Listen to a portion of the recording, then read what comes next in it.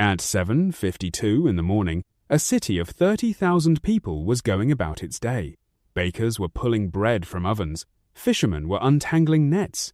Children were walking to school. 2 minutes later, every single one of them was dead.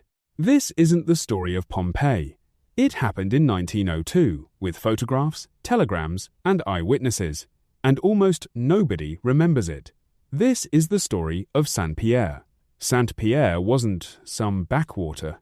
It was called the Paris of the Caribbean, the cultural and economic capital of Martinique, a French colony in the West Indies. It had a stone theatre modelled on Bordeaux's Opera House, a botanical garden, streetcars, and cafes that stayed open past midnight.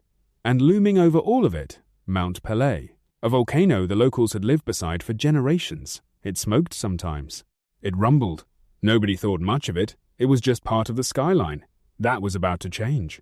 In the last week of April 1902, Pelée woke up. Ash began falling on the city like grey snow. Sulfur fumes drifted through the streets, so strong that horses collapsed in the road.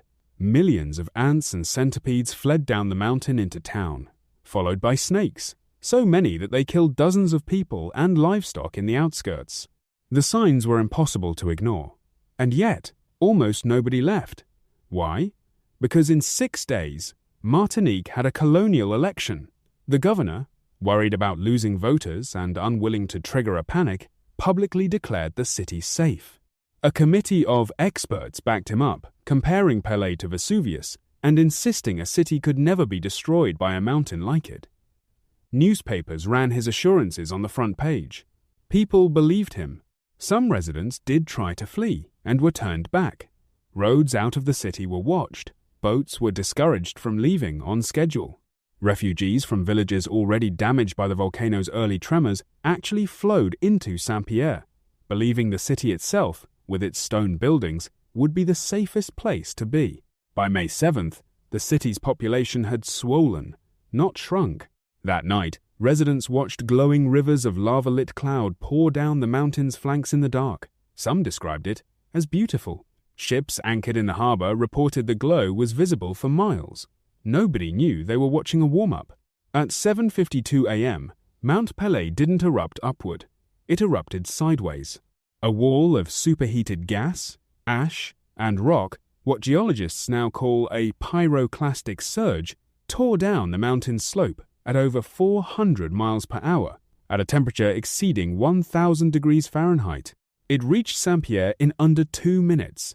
There was no time to run, no time to understand what was happening. The blast flattened stone buildings, snapped ships' masts in the harbor, and incinerated nearly everyone in the city almost instantly. Of the roughly 28,000 to 30,000 people in Saint-Pierre that morning, the death toll is estimated at all but a handful.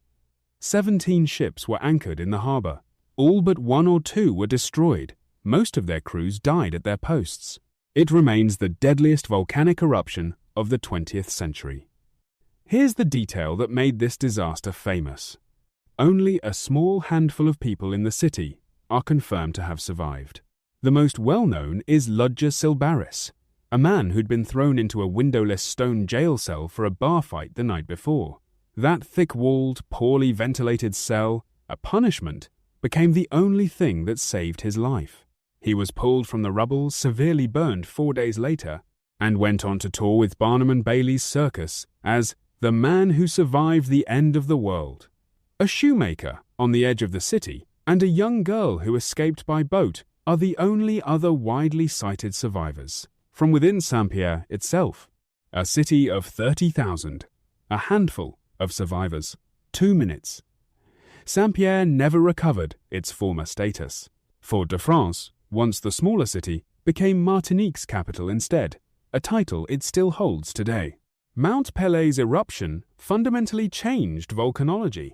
Scientists had never documented a pyroclastic surge before. The term and the science around it were essentially built from studying this disaster. Every warning system for volcanic surges today traces back, in part, to what happened that morning. The ruins are still there. You can walk through the shell of that stone theatre today in a quiet town that never grew back to what it was, because for 6 days, everyone could see the warning. And for 6 days, Everyone had a reason to believe it wasn't real.